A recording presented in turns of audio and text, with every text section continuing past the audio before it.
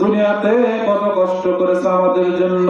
এই মা যখন গর্ভে যখন সন্তান ধারণ করে, মা ঠিক মতো খাইতেও পারে না, কোনো কিছু খাইলে বহন করে ফেলিয়া যায়। মা রাতের বেলা যখন ঘুমাইতে যায়, ডান কাত যখন ঘুমাইতে যায়, সন্তান পেটের ভেতরে এমন ভাবে নাড়া দেয়, মা ভেতর করো নাই, আবার বাম কাছে ঘুমিয়ে যায়। বাম কাছে ঘুমানোর পর সন্তান আবার পেটের ভেতরে নাড়া দিয়েছে, মা এবার সোজা হয়ে ঘুমিয়ে যায়। সোজা হয়ে ঘুমানোর পর সন্তান আবার পেটের ভেতরে নাড়া দিয়েছে, মা ব্যথার কারণে এবার দাঁড়িয়ে যায়। দাঁড়িয়ে মা রুমের ভেতরে এক কোণা থেকে আরেক কোণায়, একদিক থেকে আরেক দিকে হাঁটাহাঁটি করে সারাটি রাত পার করে দেয়। জোরে জোরে বলেন ঠিক কিনা? ভাইরা আমার, বন্ধুরা আমার, এই সন্তান যখন দুনিয়াতে আসে, যেদিন এই সন্তান দুনিয়াতে আসবে, আইনে মা কত কষ্ট করে। একদিন আগে থেকে মায়ের পেটের বেদনা শুরু হয়ে যায়, মা কত না কষ্ট করে। একে বলে সবার কাছে শেয়ার করে যে আমার সন্তান মনে হয় দুনিয়াতে আসবে, ব্যথা শুরু হয়ে গেছে। মা কত না কষ্ট করে গো বাবা। যেদিন সন্তান দুনিয়াতে আসবে, মা ব্যথার কারণে জমিনে শুয়ে যায়। ওই সন্তান যখন জন্মগ্রহণ করে, মা ওই সন্তানকে পাইয়া সমস্ত কষ্ট করে যেন ভুলিয়ে যায়। মা ওই সন্তানের কপালে চুমা দেয়, গালে চুমা দেয়, মুখে চুমা দেয়। মানুষে বলে, কিছুক্ষণ আগে তুমি এত চিৎকার করলে, এত কান্নাকাটি করলে, এখন আবার তুমি কেন হাসতেছো? মা বলে বাবা, মা বলে ভাবি, মা অন্যদেরকে বলে চাচ্ছি, আজকে আমার সন্তানকে পাইয়া আমি সমস্ত দুঃখ কষ্ট করে ভুলে গেলাম। জোরে জোরে বলেন ঠিক কিনা? এই সন্তান কিনে যখন মা যখন হাতের বেলা ঘুমিয়ে যায়, ডান পাশে রাখিয়া মা গভীরাত্রিতে দেখে সন্তান কান্না করতেছে।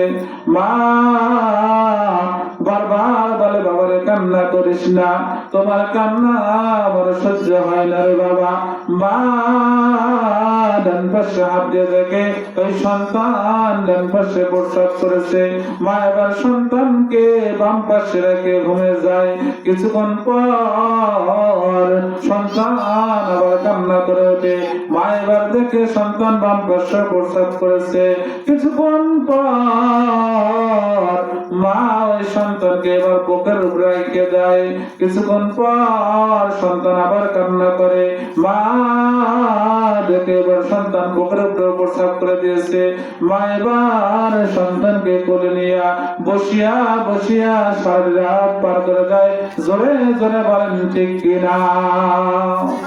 মায়ের দোয়া লও হে মুমিন, মায়ের দোয়া লও, বিপদে পড়বে না তুমি যখন যেথায় যাও।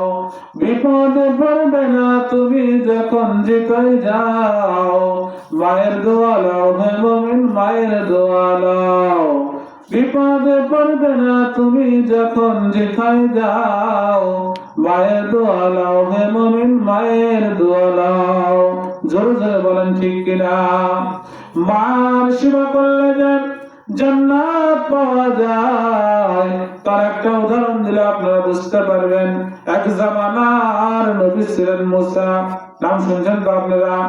এই মুসা আল্লাহর কাছে দোয়া করতেছেন, আল্লাহ জান্নাতের মধ্যে সঙ্গী হবে আমার কে? আল্লাহ রাব্বুল আলামিন মুসাকে জানিয়ে দিলেন, মুসা তোমার বাড়ির পাশে একটা বাজার আছে, ওই বাজারে একটা কসাই গোশত বিক্রি করে, ওই কসাই তোমার জান্নাতের ভিতরে সঙ্গী হবে। জোরে জোরে বলেন সুবহানাল্লাহ। মুসা নবী বলে, আমি একটাই জামানার নবী, আর একটা সামান্য কসাই জান্নাতের ভিতরে আমার সঙ্গী হবে। এই কসাই কি আমল করে আমাকে তদন্ত করতে হবে। এবার মুসা নবী হাঁটি হাঁটি পা পা করিয়া ওই বাজারের দিকে যায়। যাওয়ার পরে খুঁজিয়া খুঁজিয়া ওই কসাইয়ের দোকানটা বের করে। বের করার পর ওই দোকানের পাশে বসিয়ে যায় কসাই কি আমল করে তদন্ত করার জন্য। কসাই গোস্ত গুলো কাটিয়ে কাটিয়ে বিক্রি করে। ভালো ভালো গোস্ত গুলা, নরম নরম গোস্ত গুলা আলাদা করে রেখে দেয়। সকাল থেকে সন্ধ্যা পর্যন্ত গোস্ত গুলো বিক্রি করার পর যখন শেষ হয়ে যায়, ওই নরম নরম ভালো ভালো গোস্ত গুলো নিয়ে এবার কসাই বাড়ির দিকে রওনা দেয়। মুসা নবী বলে, ভাই আমি একটা আপনার সঙ্গে আপনার বাড়িতে যেতে চাই। কসাই জানে না এটা এই জামানার নবী মুসা।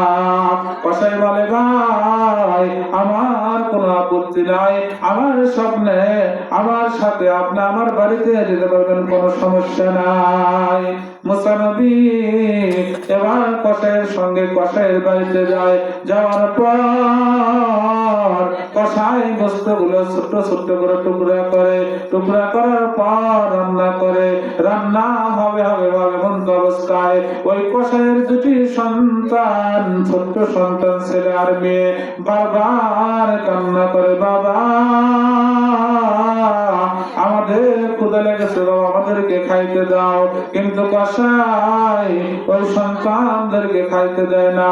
খাইতে না দিয়া গোস্ত গুলো বাটিতে করে নিয়া রুমের ভেতরে চলে যায়।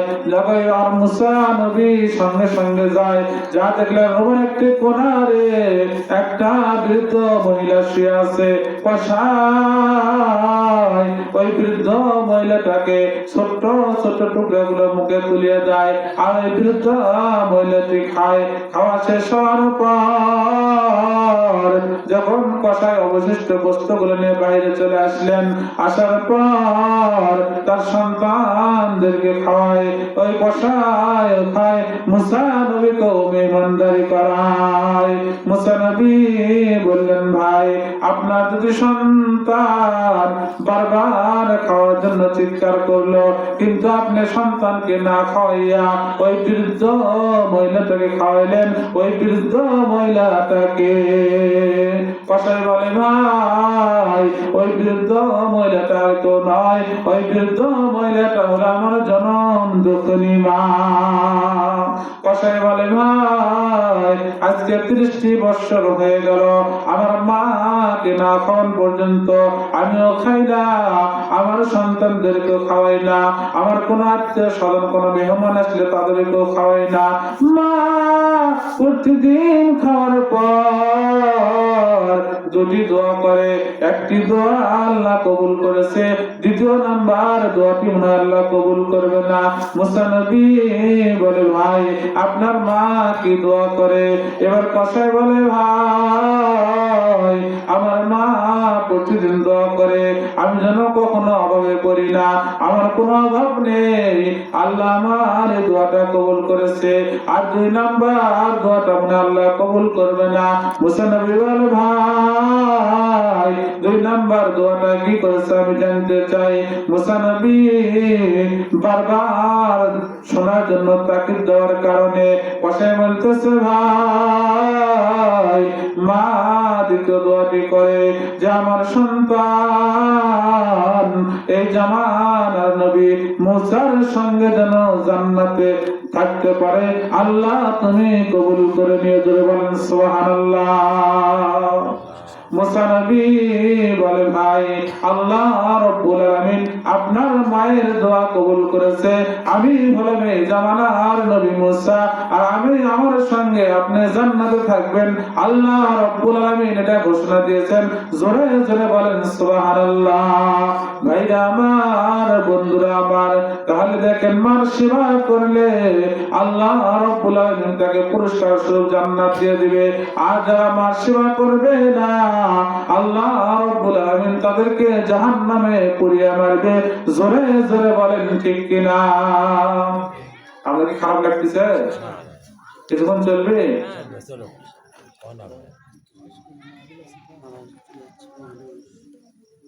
মার সেবা করলে যে জান্নাত পাওয়া যায়,